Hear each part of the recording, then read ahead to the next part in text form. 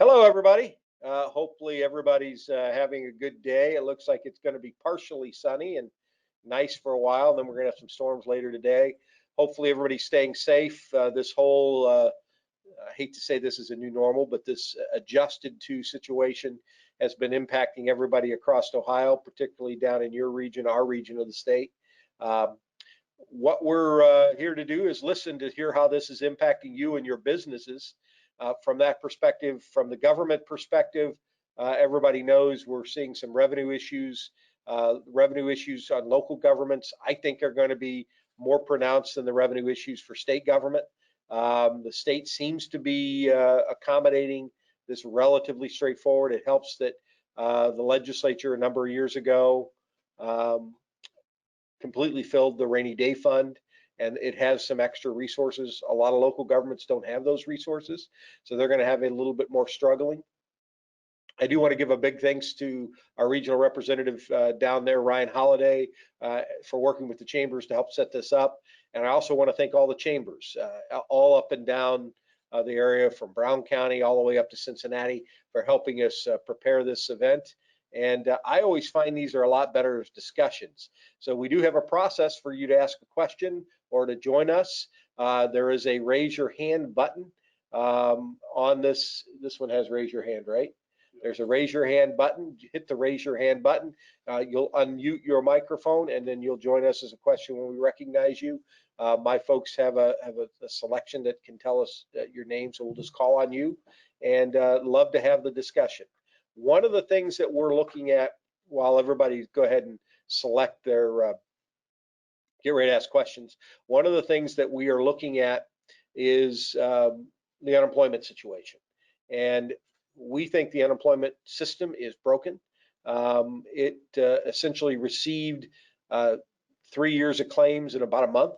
And so we know it wasn't designed to handle that. But even that notwithstanding, we have heard lots and lots of stories of people being in a situation to where they don't get callbacks. They're not finding out information. I got a call from somebody yesterday that's an employer that effectively had somebody who could work, had a job for them, just walked in their office and said, yeah, I'm not working here anymore. It wasn't COVID related. They filed for unemployment, and the unemployment was granted, despite the fact the employer told them that it was a voluntary separation. They still had the job. When they got the information back from the Unemployment Bureau, it said unemployment approved because of a lack of job, a job elimination. None of that's true. How do you appeal that under the current system that's non-responsive? So those are the kind of questions that we're trying to get answers to. And in the end, we still believe very strongly that that system needs to be reevaluated and needs to be fixed. So my office is probably going to undergo a performance audit of the unemployment comp system. We're working with some members of the legislature to work on that. We work with the House in particular and a couple of House members to take a look at this system. I know the Senate has interest as well, and so we're probably going to be jumping on that. Now, that doesn't help you in the short term, but it certainly should help us in the long term. With that, do we have questions? Anybody out there ready for a question? First question, do we have a name? Can we open this up for live? It's just a typed in question. With so many scams out there right now with the pandemic, cybersecurity has become an even bigger issue. Has the AOS office seen an uptick in cyber attacks, and what can businesses do to protect themselves? Great question. If I had to pick one issue that's probably going to lead with this new pandemic issue, it's cybersecurity. We know that the hackers and the crooks out there are using this to their advantage. And so we are very concerned of cyber protection for the local governments that we audit. By the way, this is a good time to summarize what our office does. As auditor of state, I don't audit individuals, I don't audit businesses. What I do is audit the 6,000 governmental entities that spend your tax dollars. So we are your check and balance on government fraud, waste, and abuse. And so our job is to be your watchdog over government spending and government documents. So again, I always tell people when they say, hey, Keith, it's tax day, I might be late on my taxes. I think, yeah, that's not my problem. That's tax commissioner. We don't watch that. We don't audit that. We don't. That's just not us. So from the cyber perspective, our office watches cyber with regard to government. And before this, before the COVID situation, my number one concern, even above employee theft and dishonesty, people in government lying, stealing, and cheating, was cyber fraud. We lost more money in my assessment to cyber fraud across Ohio and local governments across Ohio than we did to dishonest employees. And so that's it's a benchmark to tell you how big a problem it is. It certainly hasn't gotten less, and certainly we need to pick up and watch that from an ongoing perspective. Literally, just yesterday, I saw that the Troy City Council was using Zoom and was hacked at their city council member on Zoom. Now, certainly that was an annoyance. It wasn't somebody stealing necessarily, but it's happening. If somebody can get into their Zoom city council meeting and post profanity and bad signs and other things, who knows? And that's one of the reasons we recommend people be very cautious on using Zoom. Zoom has noted security issues, and we avoid using Zoom to the extent we can. And so those are things that we're concerned about. I am not in a position, our office is not in a position to tell you how you can stop from being hit. In fact, we go as far as saying to many of our local governments, it's not a question of if you're going to get hit, it's a question of when you're going to get hit. You need to take adequate defenses and have redundant backups and do the things you need to do. You also need to carry adequate cyber insurance where it makes sense. And for a small business, I run a small business, you need to make sure that that's covered in your CGLs, your commercial general liability policies to the extent it can be, so that if that happens to you, you can get up and running. But I always recommend that you have multiple offsite backups. You have backups that are periodically scrubbed and picked and then tested. If you're not testing your backup, you don't have a backup. And then from that perspective, those are all things that you need to be very concerned about. But consult with somebody who's really good in this area. And there are local folks in your area. You probably have a chamber member who is good on cybersecurity and cyber defense to make sure you have the adequate resources. But beyond that, most cyber faults come from human error. Let me say that again. Most cyber faults come from human error.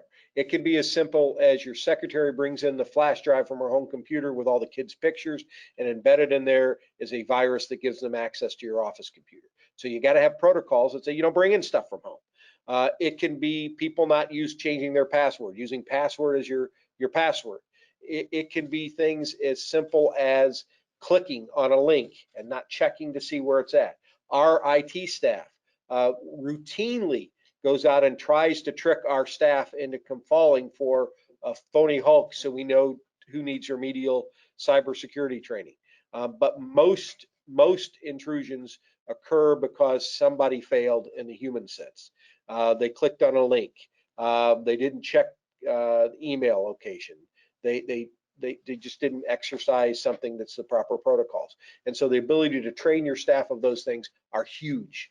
And to the extent that you need some help or guidance with that, there is a local cyber expert as a member of one of your chambers that I'm sure can provide that. If not, we do a cyber fraud or a fraud seminar every year. This year is going to be digital, like all of the other seminars, and we're happy to have your folks join those as well. So with that, if you want to ask a question, hit the raise your hand button. And come in. We're happy to talk about anything that deals with government, anything that deals with our functions, anything that deals with what we're doing. One of the questions we have here is, what is the Auditor of State doing to address budget issues within the state? Another great question. One, we're trying to get a handle on what the budget issues really are. The governor cut about $750 million in actual spending out, and then ended the year with a fiscal balance of about $750 million. That carry forward reserve will be applied to help take care of the fiscal issue for this next year, which we know is going to be larger. Another issue that the state is encompassing, this is July 15th tax day. Who'd ever thought we would have July, not April 15th tax day? Well, what that did is it kicked tax revenues from the last fiscal year because the state's fiscal year ends July 1st from one fiscal year to another fiscal year. And so that's going to be a cash flow timing issue for a lot of state and local governments. Right now, I'm told that the total hole for state government is going to be somewhere around $3 billion. As I mentioned, the state has a rainy day fund of about $3 billion. I am so far pleased that the governor has been talking about being very judicious on using the rainy day fund. He's tried to make some cuts, tried to do other things. For example, in our office, we issued 5 furlough days, and effectively that means all of our staff are getting a pay reduction equivalent to 5 days. Hopefully that won't be necessary. If the economy picks up and the revenues start coming in, we can back off on those. But to anticipate, it's a lot easier to make plans in government to adjust spending over 12 months than it is over 2 or 3 months. And so in that perspective, we're trying to help balance our part there. So with that, again, it's a never-ending changing circumstance, and we're all trying to do our part. Next question: with COVID unemployment at an all-time high, workplace positions are going to be in a variety of areas that may not be where people are educated and trained. How can our office help with workplace retraining programs or shifting funding to these kind of programs? It's from Dave. Dave, great question. The auditor's office doesn't really run workforce training programs. That's over in the governor's office of workforce. So from that perspective, I can only tell you that you are spot on. We need to make sure we're training people for the jobs that are in existence today, and particularly the jobs that are going to be in existence as we change and transform. One of the things we're seeing from the workplace is something we've experienced in our office. Before COVID, a large portion of our 800 state employees that work for the auditor's office worked remotely or had the capability of doing remotely. As of today, every one of our employees is now primarily remote, and some come in and do things like today where I've got some staff in here helping with this in the office. But that transformation has changed our needs. So we're going to have to rely more on technology and less on physical workspace. That change is, I think, going to reverberate throughout the economy, particularly where it can be accommodated in your workplaces. But if you're a manufacturer, it's real tough to do manufacturing remotely. And so those are things that are going to change and adjust the dynamic. So short answer is workplace, workforce are going to be huge issues. I'm not sure that the federal government did us a lot of favors by extending this federal supplement payment. And there's a real incentive for people to not work right now. And some of that's supposed to end at the end of the month. Look, if people are off and unemployed, we want them to get the help and support they need. But let's not forget, you don't want to create disincentives for people to work who have the ability and have the capability to work. Next question: in Hamilton, we have survived better than in many other communities with our own stimulus. So many businesses that receive PPP and EIDL. However, there are rumors of another shutdown by the governor. We will not survive. Our small businesses will have been discriminated against the governor's policies. What are you hearing, and can we go to level purple without mandated business closures? Short answer is yes. I have been a pretty strong advocate that the economy needs to stay open. We can be smart. We can do appropriate work from home. We need to continue to keep the economy open where possible. Now, part of that's on us. Look, I live in a rural area in the western side of the state. Our COVID situation is different than it is in some of the urban centers. But it just doesn't make sense to go to a gathering of 500 or 1,000 people without masks and then wonder why we're doing it, whether that's a protest or whether that's a party. In the end, we all need to be safe. I hope the governor doesn't issue another shutdown. I'm told by legislators who are former colleagues of mine that they would be very apprehensive to support or allow another shutdown to go through. Again, we'll see what the governor does. The governor's worried about the safety of Ohioans. Hopefully it won't be necessary.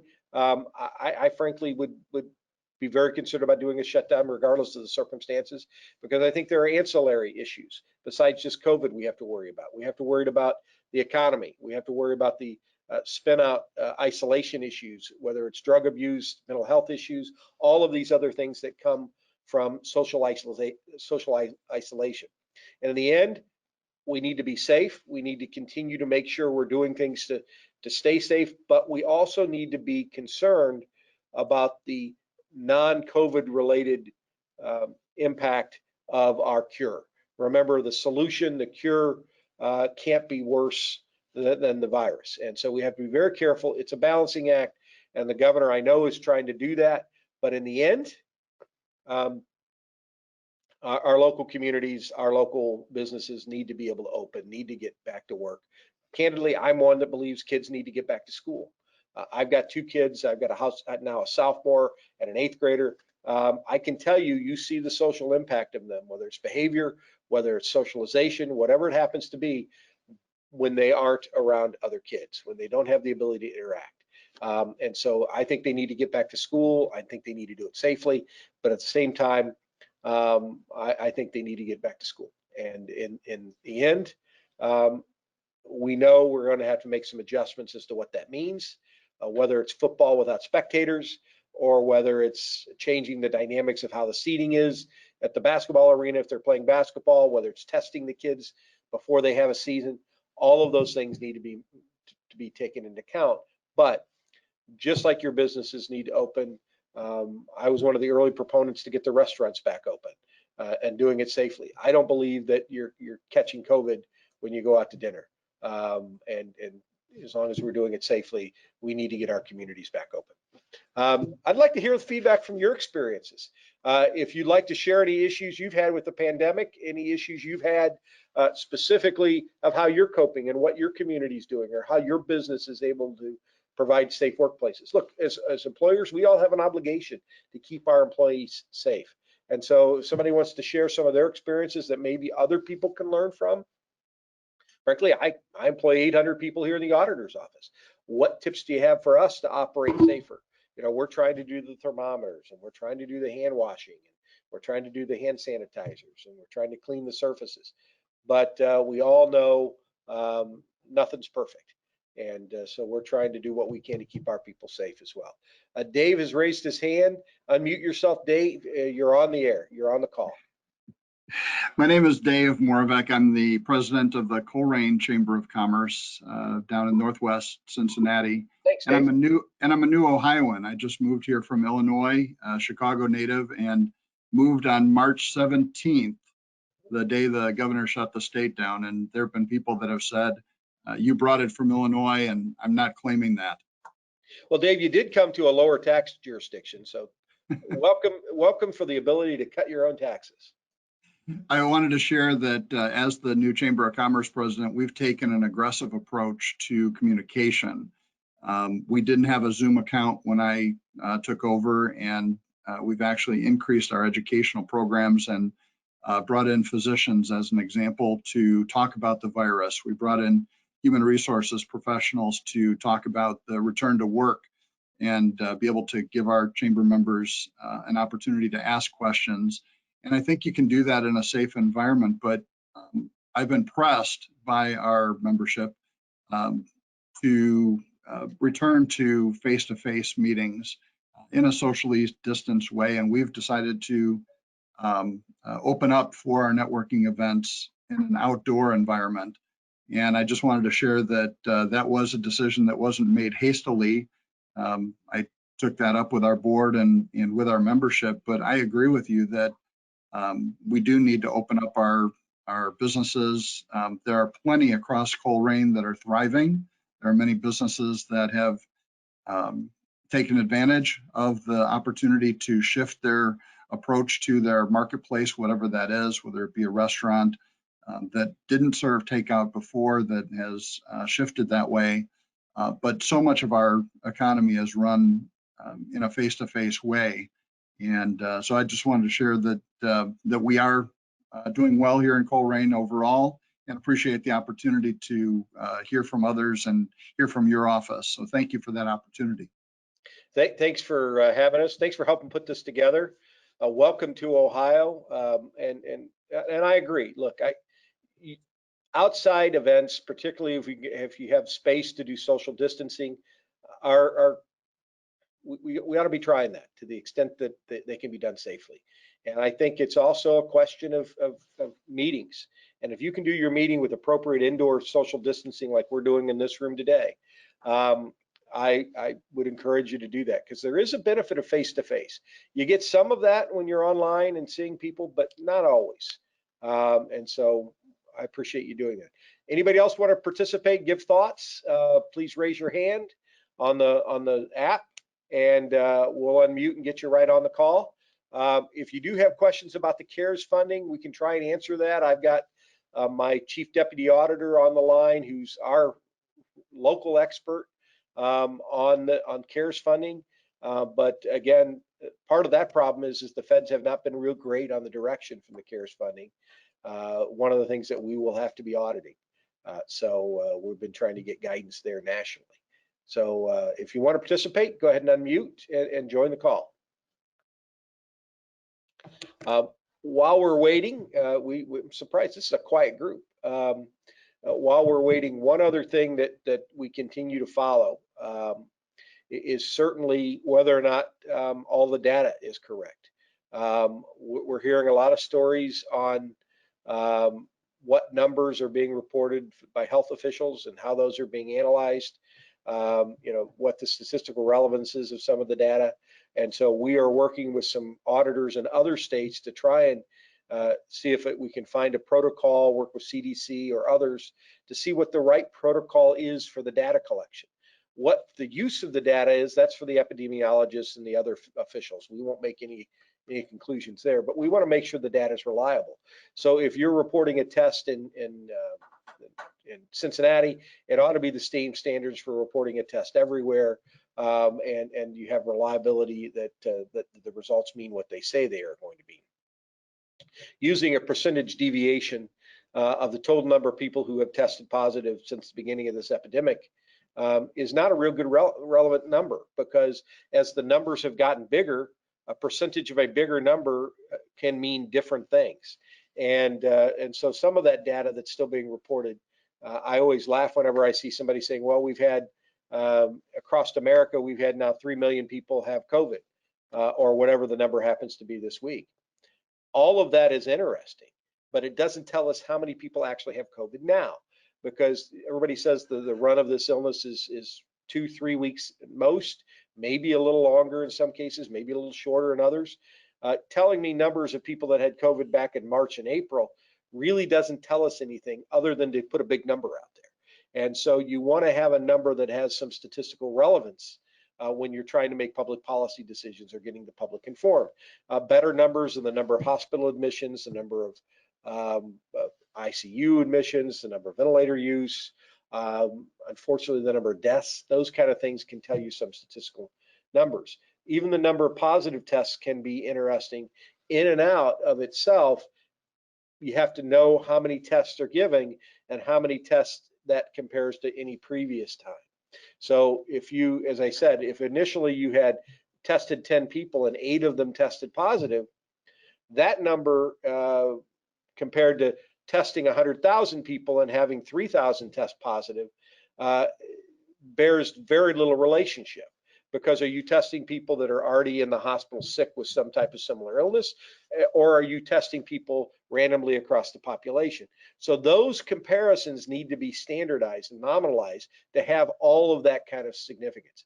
And so short answer is those are the kind of things we're trying to take a look at, and to have some consistency, hopefully among states as well.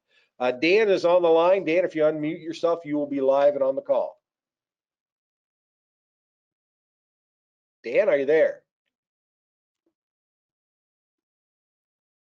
Dan, go ahead and join us. Unmute your personal microphone, and you can go join us.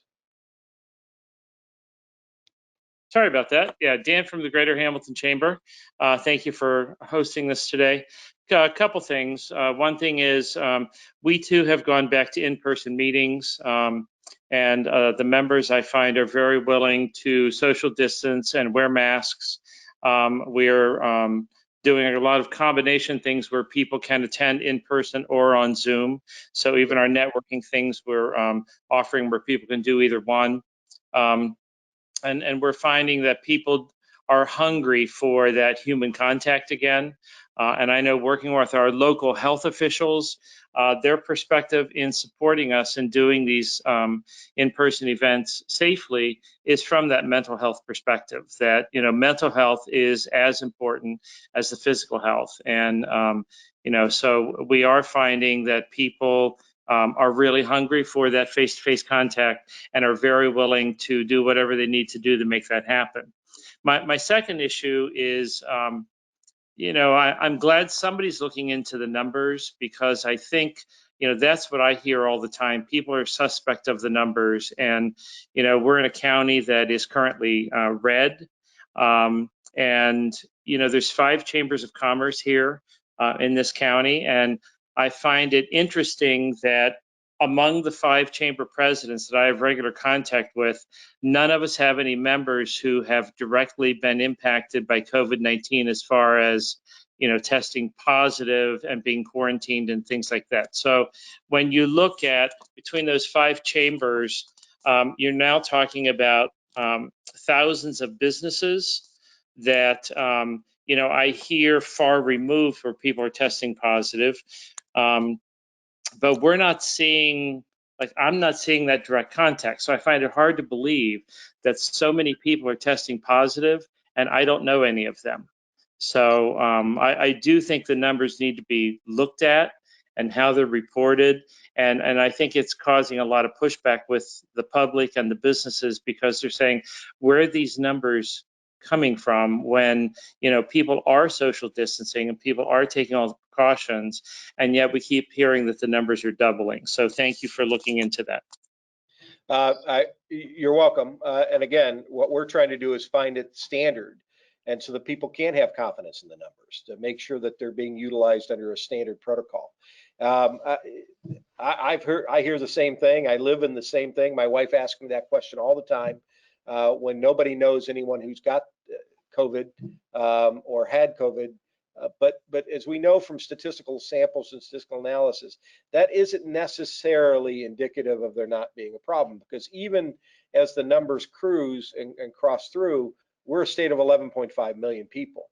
It puts the rest of it in context. If we have 1,500 people that are reported as testing positive a day, that's still a very small percentage of our overall population. And that's why I think it's starting to become misleading to have the number that so many people have had COVID when you look at the total number, because those people don't have COVID anymore.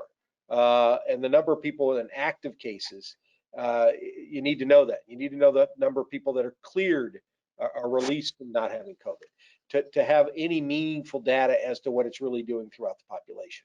That isn't to say that this isn't bad.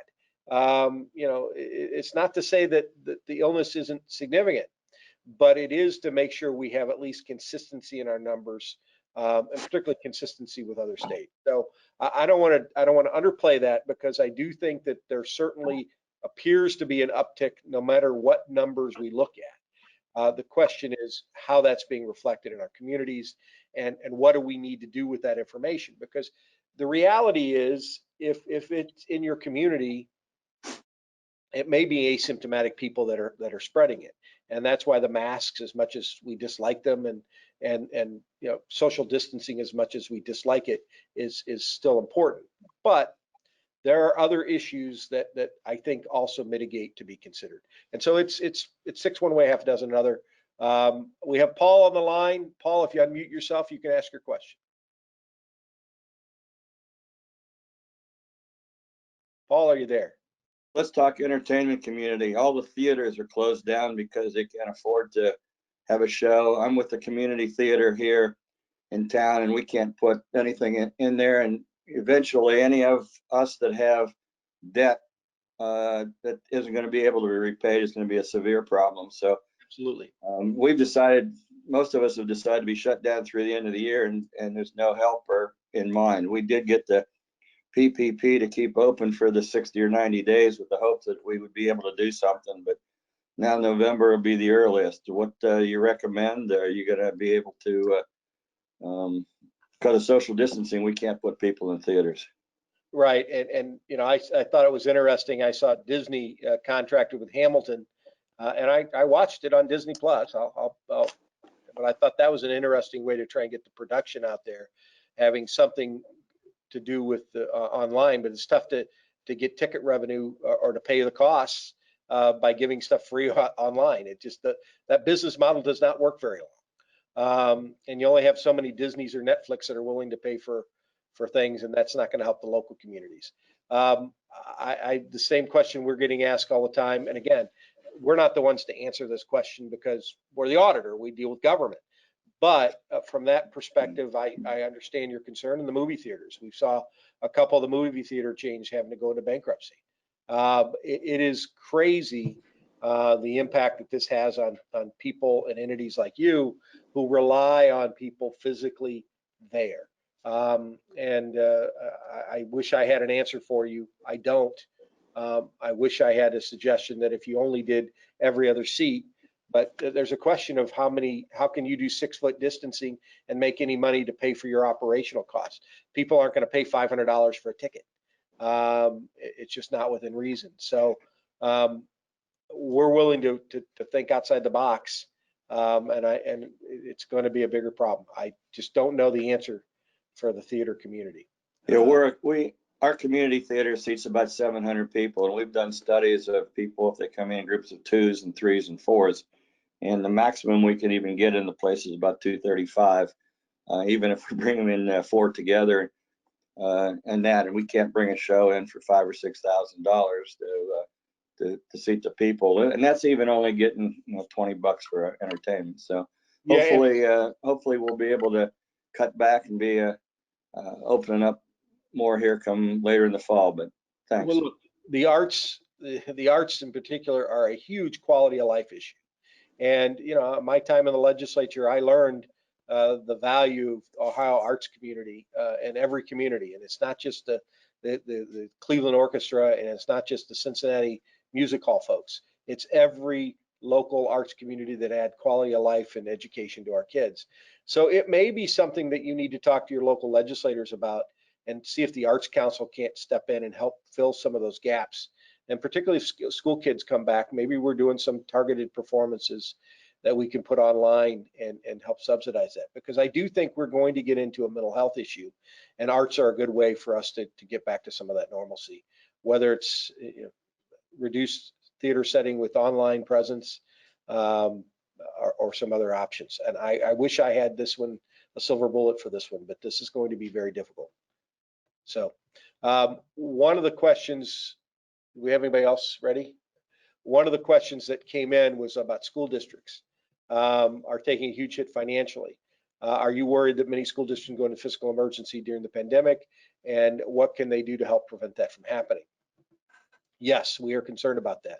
We have upped our local government support unit and our operations to provide support for local governments that are having a fiscal issue. We always offer the opportunity for performance audits as well, where we can come in and do comparison analysis. And that's one of the things our office does, find ways for them to operate better, faster, cheaper, and use some best practices to get their spending down. But ultimately, school districts could certainly take a hit. We've had a number of conferences like this one with school business officials and school superintendents, and frankly got a little pushback. We think that school boards ought to be the ones leading the charge on policies and who's going to be paid, who's not going to be paid, what they're going to be doing. And that means that that they're going to have some more transparency in how those happen, community by community. And in that regard, we are concerned that the communities understand what the fiscal issue is going to be. Many schools are not necessarily going to be in a fiscal position to where they're going to have layoffs because they, like the state, had a carry forward balance. Some will. And in those circumstances, they need to get on top of that early. Get on addressing those financial problems earlier will certainly go a long way in trying to address them in a more meaningful way with more flexibility and more options. So with that, I can't sit here and tell you there's a one-size-fits-all solution because some districts are going to have different issues. Some districts actually save money by not having to run their buses. Some districts paid all of their staff. Some districts only paid certain teachers and laid off others. All of them are going to be differential questions. And we continue to stand ready, willing, and able to help districts cope and assess on a case-by-case basis if they'll contact us. We have time for a few more questions. We do have a chance to talk more performance audits. Performance audits are one of the, I call them the cool things our office gets to do, where we go into local governments or we go into school districts or any local entity and figure out ways to do similar services, better services for less money. We have launched performance audits since I've been auditor that have saved now over hundreds of millions of dollars in recommendations to save money. There are ways to do government better, and that's what we continue to learn from. But one of the places we get good ideas from are from chambers and from business owners. And so if you have operational suggestions of how a local government can do things better, faster, cheaper, or how something you see interacting with state government could work better, share those with our office. My email is keith@ohioauditor.gov, keith@ohioauditor.gov. If you see something for government that you think would make government work better, share that with us. We don't believe that we have the best answers. We're in government. We think the best answers generally come from the taxpayers in the private sector. So share those with us as well. Another question that we get is about the increased risk of fraud during the COVID with regard to local governments. We are concerned that local governments are empowering certain people to make decisions that should be held to elected officials. Because there's less people watching over the ship, more things bad can happen in that process. And we are seeing a little bit of that, where you have village workers that are taking upon themselves to appropriate, or you have people that think nobody's watching over their shoulder because the mayor hasn't been in physically. He's working from home in a month. You're seeing that start to happen. And so our special investigations unit, which is my criminal division, is certainly investigating a few more instances in this regard. And so we continue to use best practices there as well and encourage people to take steps. By the way, if you see something in government that's waste, fraud, or abuse, report it to us. We have the 1-800 fraud hotline that's out there. Can we put that up? Can we actually put that on the screen? It's fraud. What is it? Yeah, 1-800 fraud OH. 1-800 fraud OH is our fraud hotline. If you see something in government that you think ought to be recognized, ought to be investigated, we take those complaints. You can report anonymously. It's the 1-800 fraud OH. And our people will investigate it. If it needs to be anonymous, please give contact information so that we can get in touch with you and run the claim down, but we can keep that information anonymous on our side so that it's not a public record. It's not there. So that is something that I always encourage people to watch out for. If you see something in government, say something that doesn't make sense. That's where we get most of our investigations come from tips. So with that, you guys have been great questions. I wish I had the silver bullet to say the virus is gone. A vaccine certainly sounds like it's close on the horizon, particularly with Moderna's announcement yesterday. But until we get a vaccine, until we lick this virus, we're going to be having to deal with this as an adjustment in what we do. From the auditor's office, we've adjusted. We are still doing constant regular audits. We continue to watch out for people who aren't following the rules. From a public policy perspective, I always tell people your legislators make your public policy in this state. As a former legislator, former Senate president, I'm sensitive to that from their perspective. But I think you need to share with them your thoughts, your views, your ideas. It's one thing to give them a call, talk to them, send them an email. And look, Facebook, Twitter, all of our social media sites that are out there are all great. But instead of just posting a tweet that you're unhappy about something, send it to Facebook, contact your legislators. Let them know firsthand what you're experiencing. Let them know what the shutdowns have meant to your business. Let them know what the unemployment system not working well means to your business. Let them know how you have ideas of how they can do things better in state government. it will make a difference, and your ideas, you'll find, go a long way towards helping them serve you better. So with that, I love being your state auditor. Our job every day is to figure out how to make government work better. Like you, our job has been impacted by this coronavirus. I am very concerned that the state use good data, that the state use good budget numbers, that the state use good support for our local governments. We need to do a better job making sure that the people who are in your local communities have the resources, and I don't mean just money, have the technology, have the support to make good decisions for you locally as well. With that, if you ever need us, if there's anything we can do to help you, thank you for your members who are out there every day creating jobs, growing the economy. I always say nobody ever thanked me as a business owner for being in government. I always encourage all of you to continue to do that, continue to serve the people, and continue to operate, create jobs, and grow the economy. God bless you, stay safe, and thanks for joining us.